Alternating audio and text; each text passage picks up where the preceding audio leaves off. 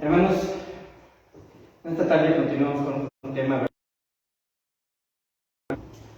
Quisiera mencionar algo con respecto a esto, al tema que el día de hoy vamos a tocar. A veces para nosotros como seres humanos, alguien puede modular un poquito el volumen, bajarle un poquito, siento que se nos dificulta saber por qué suceden las cosas. A veces incluso parece que hay preguntas que no se pueden responder, o simplemente a veces pensamos que Dios no nos da una respuesta. Quiero poner un caso. Este testimonio es un testimonio real de un pastor, que obviamente lo plasmó en un libro, pero que yo creo que surge este problema o esta situación de forma más común de lo que nos imaginamos. Busca, ¿verdad? Si sabes algo, por favor comunícate a tal número. Cuenta este pastor, ¿verdad?, en esa historia que él plasmó.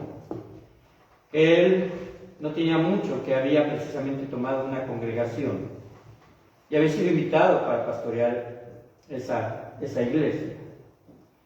Cuando de repente, a cierta hora de la noche, recibe una llamada y uno de sus feligreses le dice: pastor, quiero que ore por nosotros.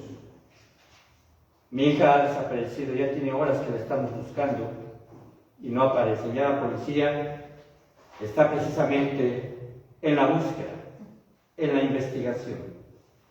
Una pequeña de 12 años, se veían huellas de violencias. Cuando se llama para los servicios fúnebres,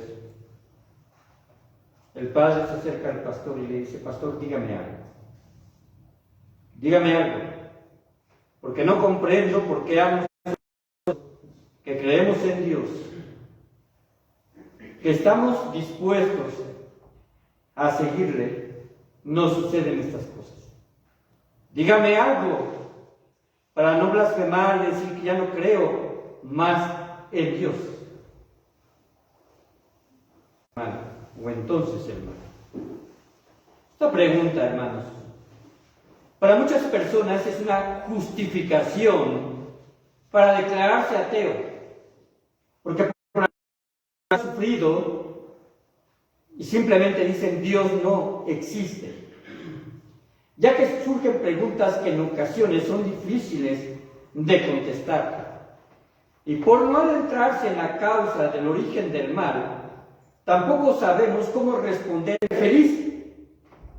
Ese niño se ve que está creciendo en un ambiente sano.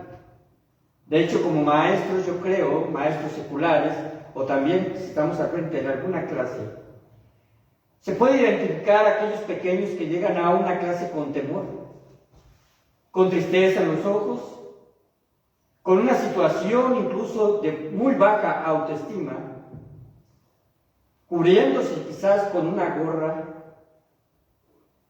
y vemos una actitud que no corresponde a un niño feliz, pero que difícilmente los maestros y la sociedad pueden adentrarse a una problemática de violencia, porque en muchos casos, ¿verdad?, ellos temen, han sido a lo mejor manipulados, para no decir quizás alguna experiencia que le está ocasionando daño desde esa temprana edad.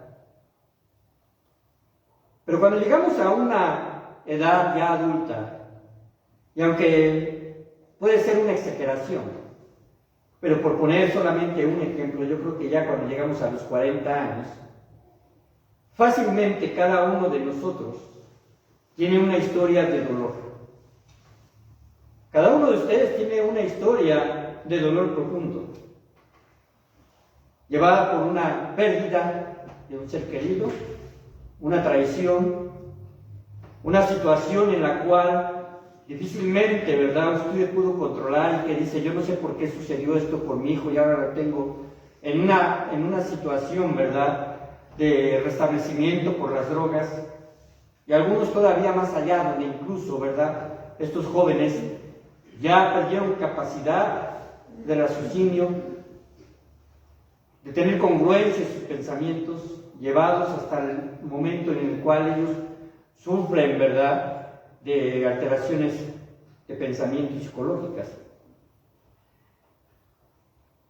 Así que cuando pensamos en la existencia de Dios como un ser infinitamente bueno y soberano, a veces nos equivocamos porque pensamos que Dios tendría la obligación de detener todo mal, sobre todo cuando estamos orando para que no sucedan las cosas, no avancen. Pero esto, hermanos, sería tanto como decir, si Dios es tan bueno, ¿por qué no me da todo lo que pido? O si Dios es tan poderoso, ¿por qué no puede detener el mal antes de que éste cause daño? O quizás algunos se preguntarán, ¿por qué Dios no hizo a las personas moralmente incapaces de pecar? Para detener todo mal futuro, ¿no? Dios es poderoso para que en un momento dado, allá en el Génesis, hubiese creado al hombre con la incapacidad moral de elección. O vamos a decirlo de otra forma, como aquí está la pregunta, ¿por qué Dios no hizo a las personas moralmente incapaces de hacer mal o de pecar? Cuando no se pueden responder esta clase de preguntas, porque en sí mismas para los hombres incluso pueden ser paradigmas, a veces dejamos en nuestra lógica a Dios fuera por nuestra propia argumentación y no profundizamos en lo que la propia palabra de Dios nos habla al respecto, porque la palabra de Dios da respuesta a las preguntas esencialmente, ¿verdad?, más importantes que un ser humano pueda tener. Así que primero plantearemos lo siguiente, y tiene que ver precisamente con doctrina, respondiendo a la pregunta si Dios es bueno, ¿por qué permite el mal? Y vamos a plantearnos lo siguiente. Número 1. ¿Cuál fue la condición del hombre en su creación? Como pregunta. ¿Cuál fue la condición del hombre en su creación? La respuesta es tajante. Y vayamos a Génesis 1, 26 al 28. Génesis 1, del 26 al 28.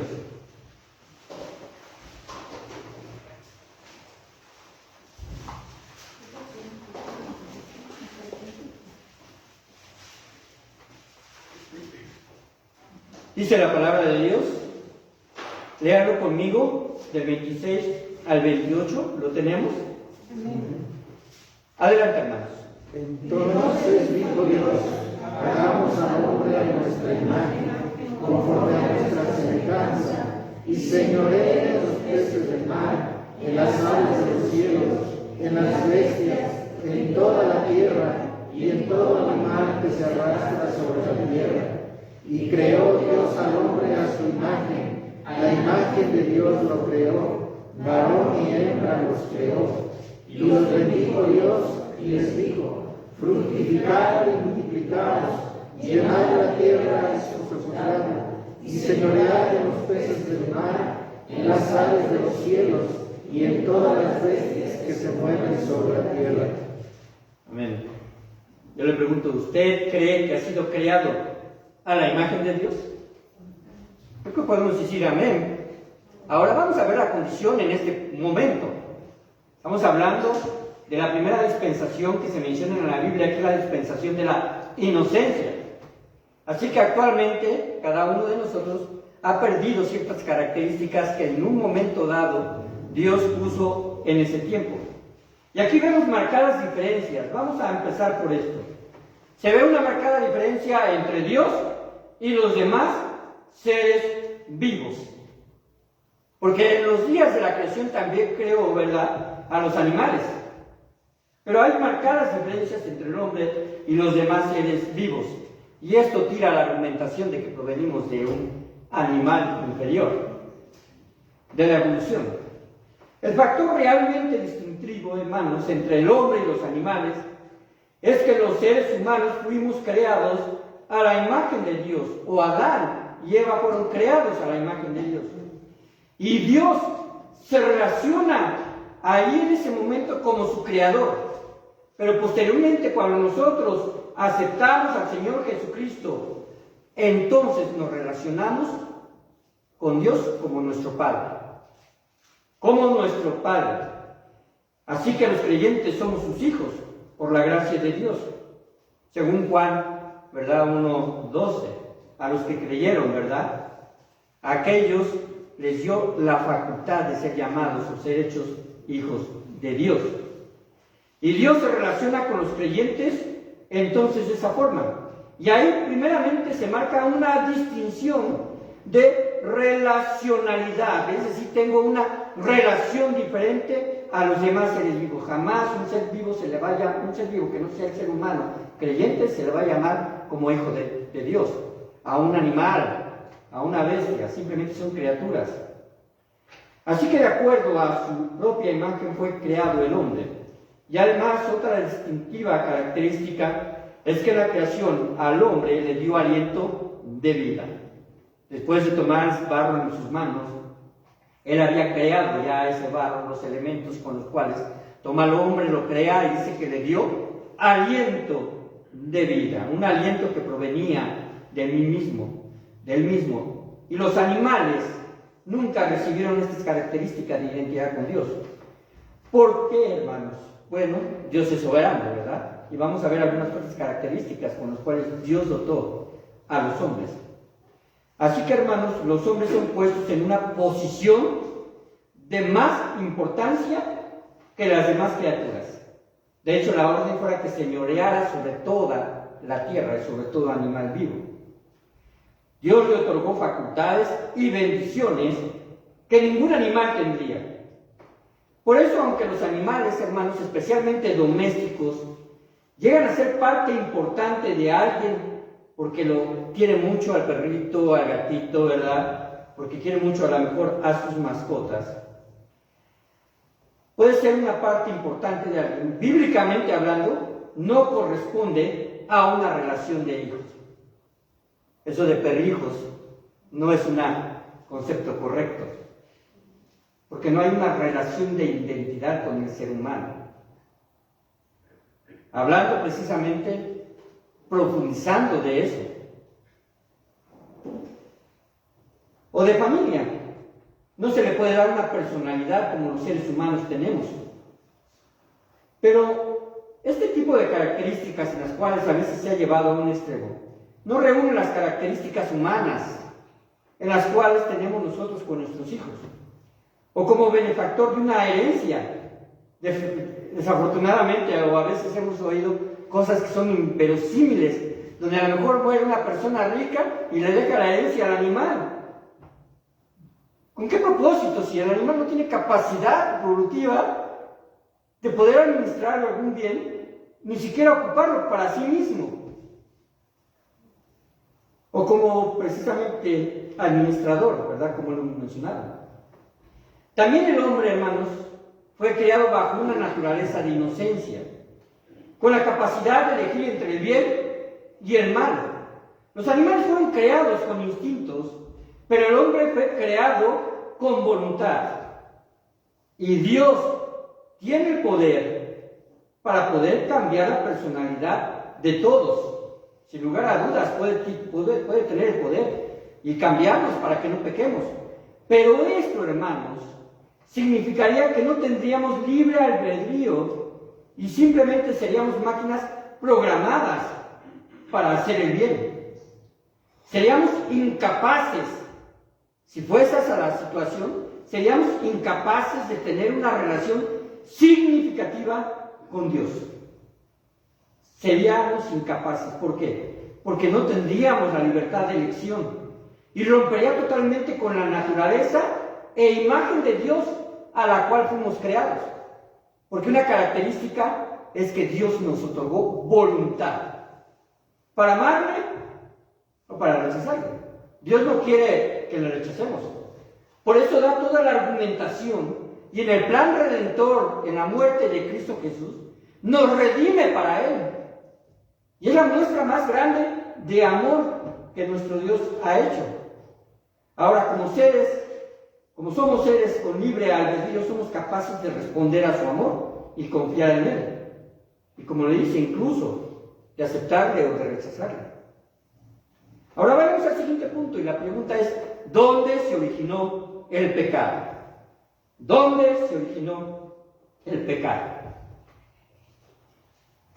Al igual que nosotros, como seres humanos, como hombres, cuando me refiero a hombres, me refiero al género humano, hombres y mujeres, ¿verdad? Solamente hay otras criaturas que tienen la facultad de libre albedrío, y esos son los ángeles. Dios creó a los ángeles, seres espirituales, también con la capacidad de libre albedrío. La Escritura nos aclara que el pecado ya existía antes de la creación de Adán y de Eva, y que los demonios, a los cuales la Biblia se identifica como los ángeles caídos, fueron ángeles precisamente que perdieron su dignidad y que anhelaron o desearon una posición que no les correspondía. Vayamos a Ezequiel 28 del 12 al 15. Ezequiel 28 del 12 al 15.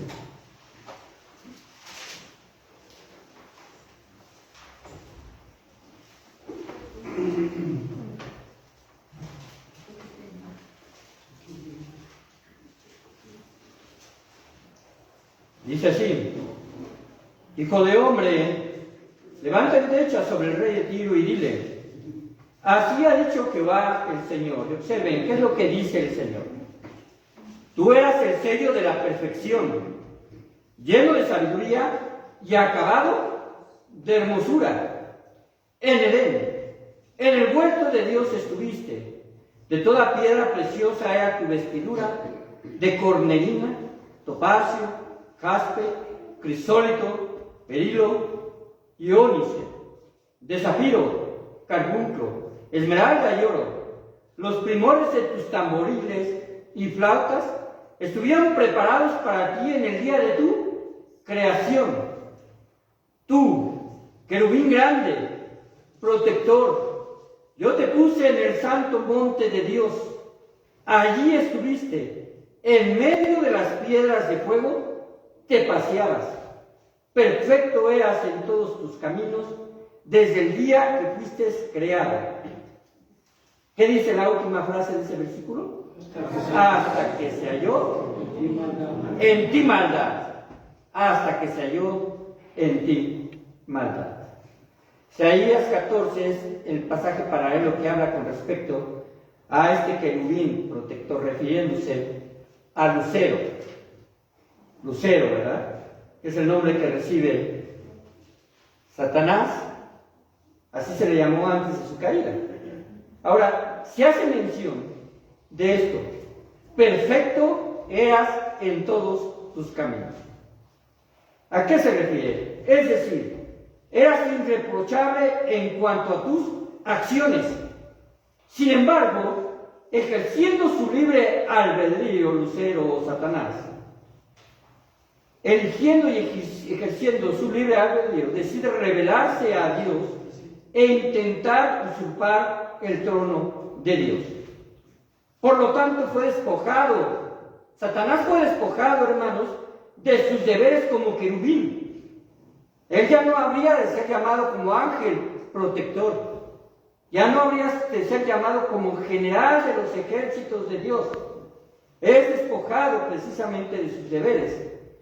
Ya no precisamente daría alabanza tampoco a Dios. Los querubines dan alabanza todo el tiempo a Dios. A él ya no se le va a permitir. Ni ejercerá poder sobre sus santos ángeles. Y refiriéndome a los santos ángeles, me refiero a aquellos que no respondieron al llamado de Satanás. La Biblia menciona, ¿verdad?, que una tercera parte fueron los que pudo él precisamente convencer para tratar de usurpar el lugar de Dios. Así que Dios limitaría su actuación en este mundo. Sin embargo, Satanás, ¿verdad?, solamente por la la soberanía de Dios, seguiría teniendo acceso a Dios. Lo podemos ver con Job. Y más adelante en Apocalipsis también se menciona cuando es despojado precisamente de esa situación, de ese privilegio, porque no es en realidad un derecho, pero él está delante de Dios acusándonos. Por eso es que tiene acceso a Dios, para acusar al hombre en su naturaleza caída, acusarnos a nosotros. En el caso del hombre, cuando él peca, perdió su condición de inocencia, y la imagen moral y santa de Dios en el hombre se perdió, de acuerdo con lo que dice Colosenses 3:10. Vayamos a Colosenses capítulo 3, versículo número 10. Colosenses 3:10.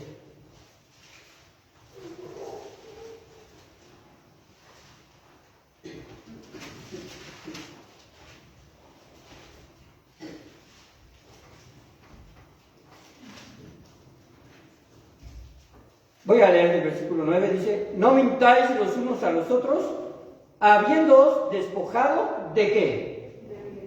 Del viejo hombre, con sus hechos. Cuando nosotros creemos en el Señor Jesucristo, Dios va a obrar cambios siempre y cuando nosotros nos sujetemos al Espíritu Santo. Y esos cambios van a tener que precisamente ver con una nueva naturaleza. Así que hemos despojado, hemos sido despojados del viejo hombre con sus hechos. Por eso Pablo aquí hace la indicación: y revestido de nuevo. No te está diciendo revístete, ya estamos revestidos del nuevo hombre, porque tenemos una naturaleza ya redimida. Y entonces, ¿qué es lo que dice? El cual, conforme a la imagen del que lo creó, se va renovando hasta el conocimiento pleno. El hombre perdió su santidad y rectitud, por lo que necesitaba al Espíritu Santo de Dios para restaurar esa imagen, para yo no permanecer como una persona que está inmersa en el pecado, y que cuando nuestro Señor Jesucristo confronta a los fariseos y les dice: vuestro padre, vuestro padre es el diablo, porque deseáis las malas obras de vuestro padre. Hablando, ¿verdad?, de que Satanás siempre ha sido asesino y mentiroso. Así que, hermanos, el Espíritu Santo nos ayuda y nos lleva a restaurar esa imagen, la cual el hombre tenía antes de la caída, y que de forma completa la tendremos cuando Cristo venga, de acuerdo a lo que dice también en Efesios 4:24. Y vestidos del nuevo hombre, creado según Dios en la justicia y santidad de la verdad. Aquí hay algo que nos indica de qué forma vamos a ir nosotros precisamente por nuestra voluntad, poniéndonos bajo el gobierno del Espíritu Santo. Es a través de la verdad, y la verdad está contenida en la palabra de Dios, hablando precisamente de los aspectos de santidad, porque no solamente es moral. La santidad hay una diferenciación, porque nos pone en una posición. Cuando nosotros creemos en nuestro Señor Jesucristo, somos santos. ¿Usted puede decir amén a eso? ¿Por qué? Porque ya somos de Él, porque estamos en una posición diferente, hemos sido sacados fuera.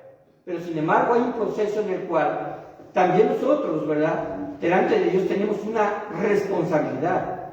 Dios nos exige buscar la santidad.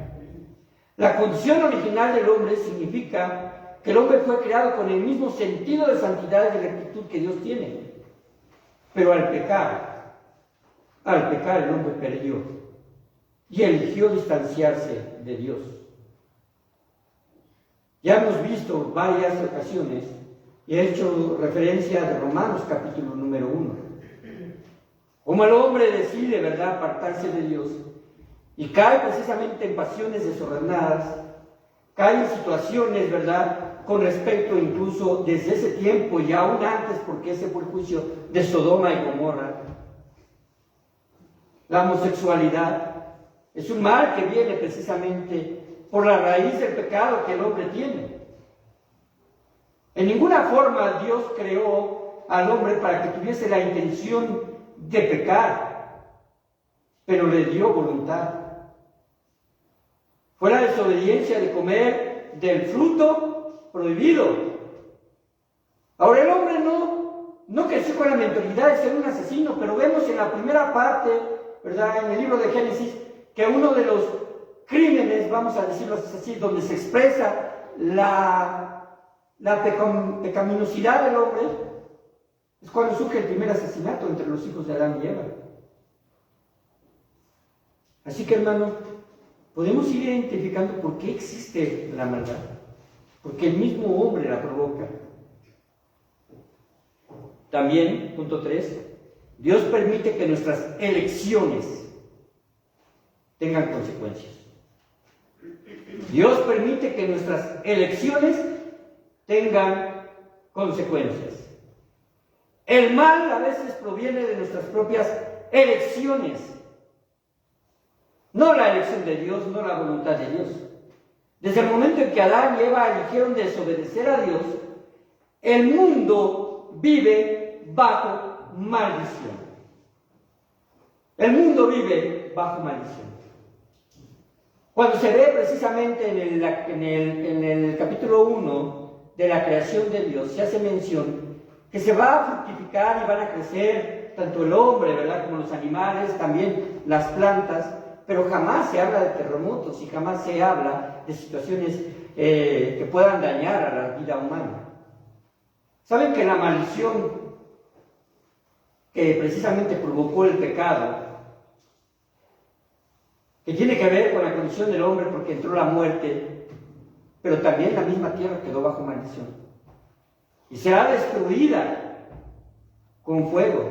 Por eso es que nos habla acerca de nuevos cielos y nueva tierra para que el hombre habite.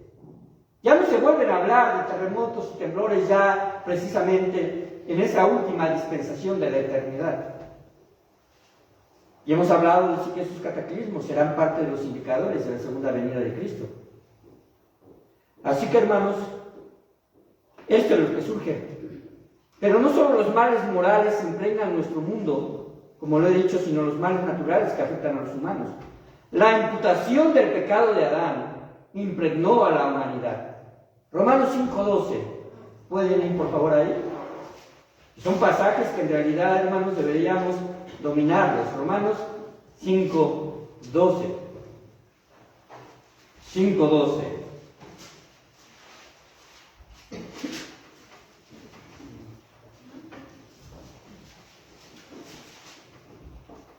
Por tanto, como el pecado entró en el hombre, como el pecado entró en el mundo por un hombre, y por el pecado que entró, la muerte, así la muerte pasó a todos los hombres, por cuanto todos pecaron. La imputación es que todos somos pecadores delante de Dios. Y no es una cosa irracional. ¿Por qué, hermanos? Porque un pequeño, como lo hemos dicho en otras ocasiones, nadie le enseña a pecar y sin embargo, ¿verdad?, lo empieza a hacer. En resumen, vivimos en un mundo real donde nuestras acciones buenas y malas tienen consecuencias directas e indirectas sobre nosotros y quienes nos rodean. Santiago 4:1. Léanlo, por favor, en voz alta. Santiago 4:1.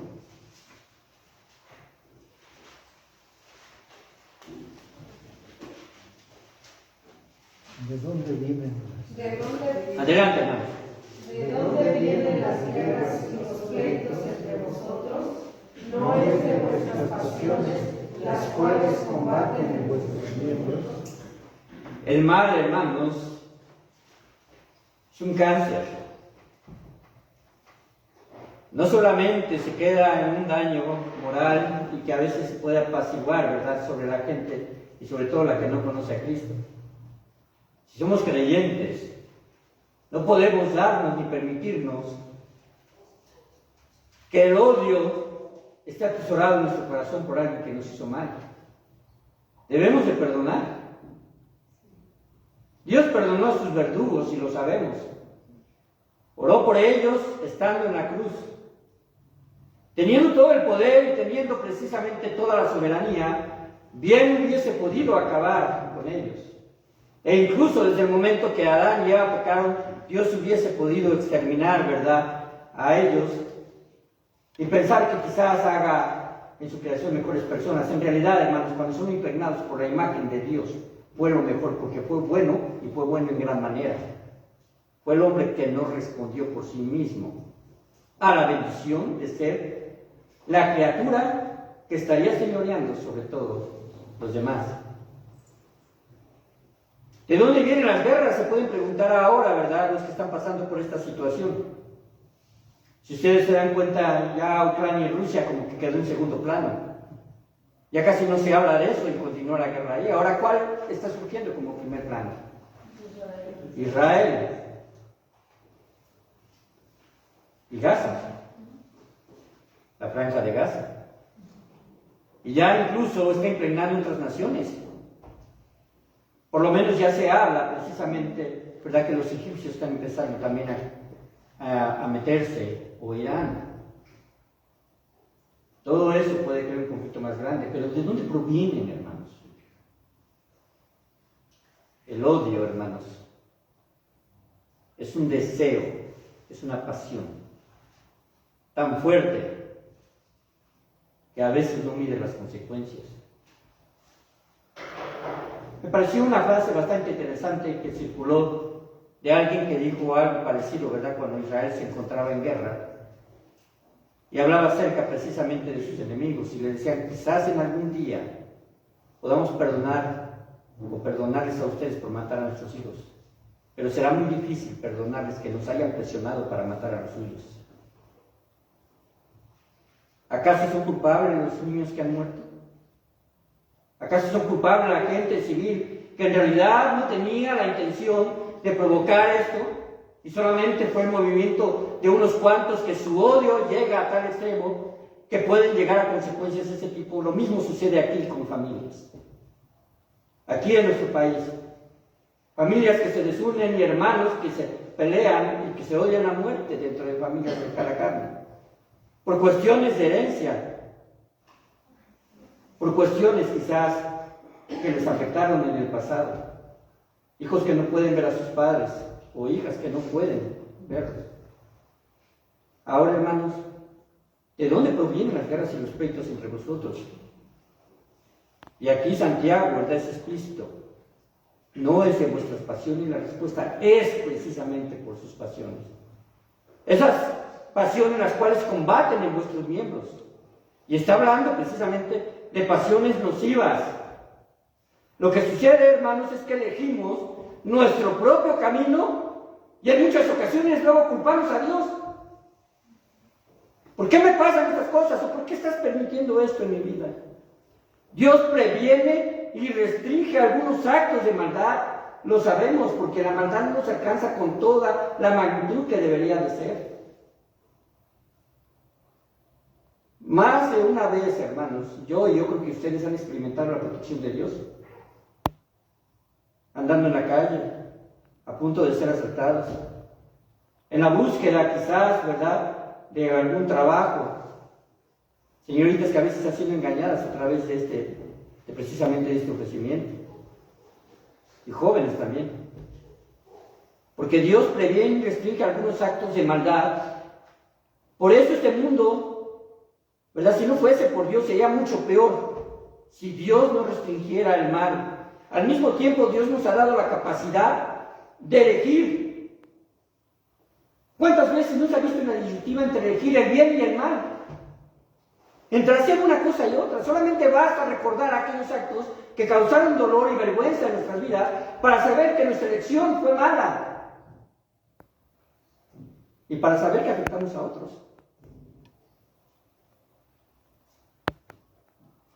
Él permite que nosotros y quienes nos rodean suframos las consecuencias de nuestras acciones. Y en lugar de culpar a Dios y preguntarle por qué no previene todo mal, deberíamos dedicarnos a proclamar que la cura del mal está en nuestro Señor Jesucristo. Porque Él es el que transforma vidas. La misma palabra en sí misma tiene poder. Una de las pruebas bíblicas, ¿verdad?, de que la Biblia es precisamente inspirada por Dios y su poder transformador. Así lo declara el Salmo número 19.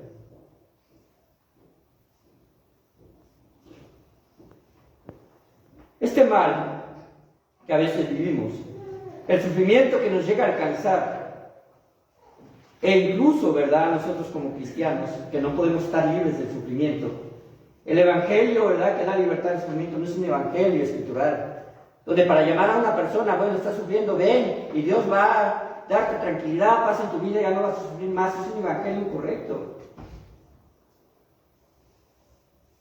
El evangelio, hermanos, nos permite bendiciones mucho más grandes y sublimes que solamente no sufrir. Nos permite tener una relación con Dios. Una relación con Dios. ¿Cómo podemos los creyentes responder al clamor de tanta gente que sufre? ¿Usted conoce gente que sufre en este momento? ¿O estamos hablando cosas que no sean realidad en nuestras vidas?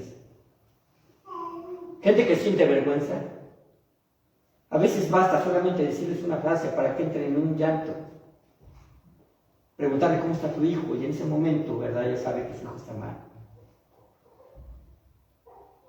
A veces, simplemente por ignorancia, ¿verdad?, le preguntamos a alguien, ¿y cómo está tu papá?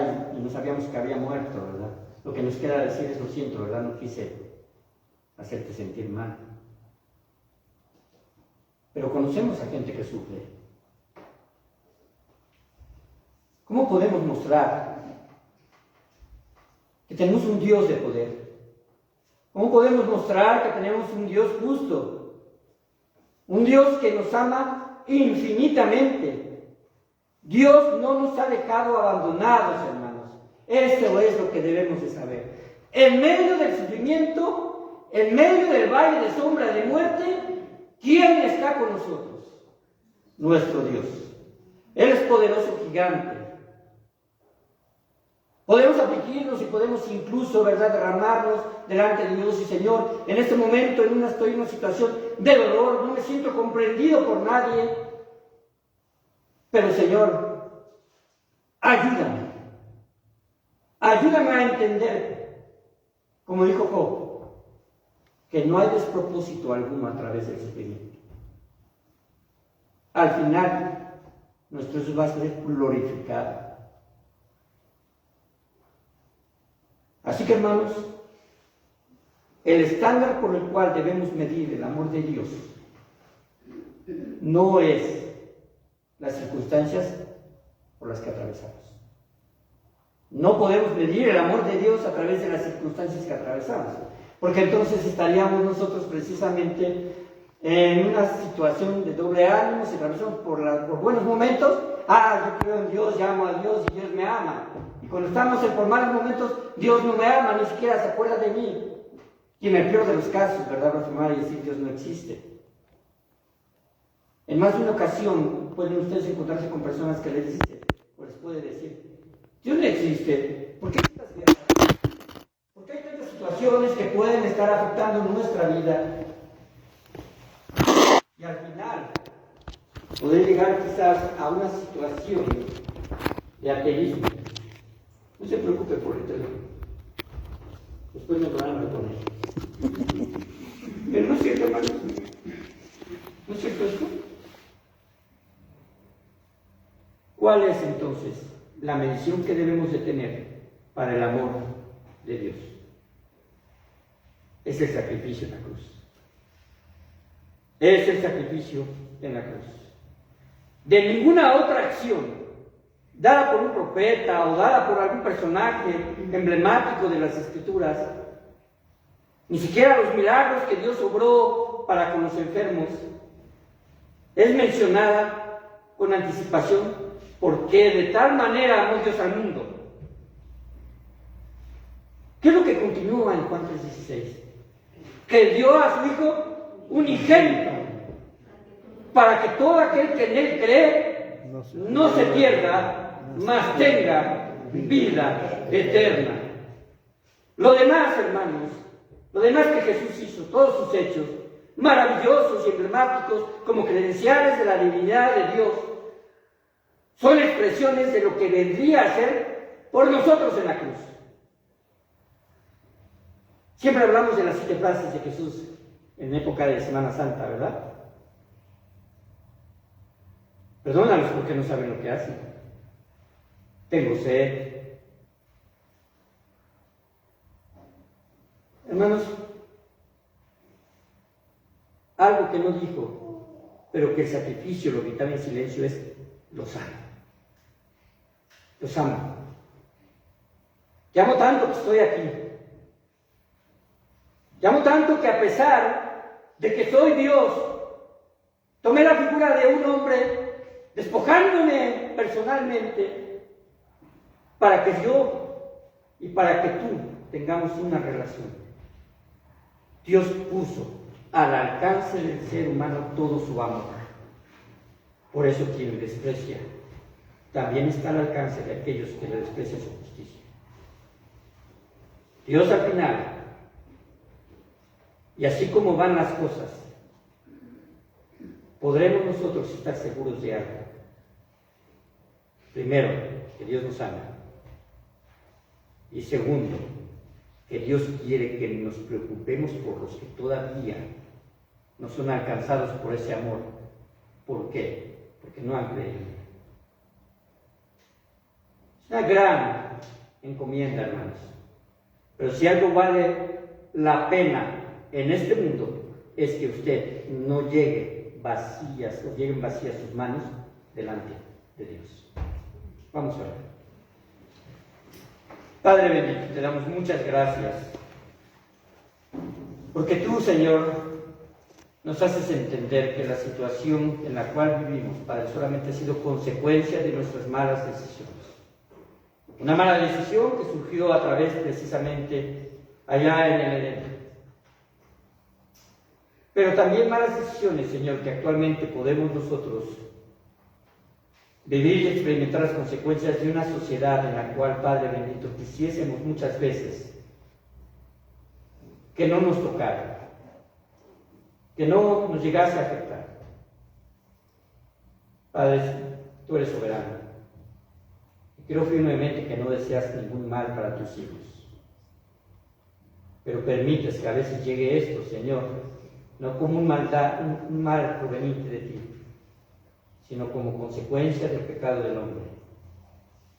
Pero eres misericordioso, clemente, para poder ayudarnos a través, Señor, de esa situación, para hacernos madurar, para ponernos en la posición de si nuestra fe está totalmente cimentada, para poder decir, a pesar de cualquier cosa que esté viviendo, yo, Señor, te amo y creo en ti. A veces es difícil decir que viviré. Yo espero que yo en lo personal y cualquier hijo de Dios pueda pasar una prueba difícil en su vida y seguir adorando y alabando a Dios. Te damos muchas gracias, Señor. Bendecimos tu santo nombre, Padre, porque nada nos puede separar de ese amor infinito.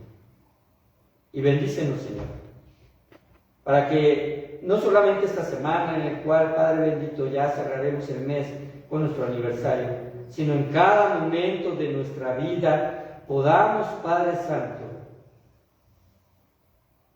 tener el compromiso de predicar el Evangelio, porque es poder de Dios para salvación. En el nombre de Cristo Jesús, despídenos en paz. Amén.